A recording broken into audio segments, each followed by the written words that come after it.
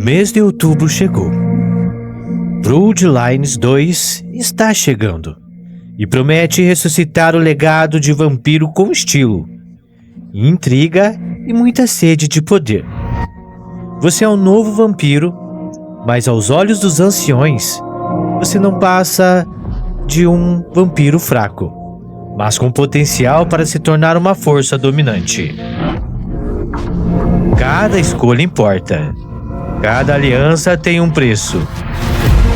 E a política entre clãs é tão letal quanto qualquer estaca no coração.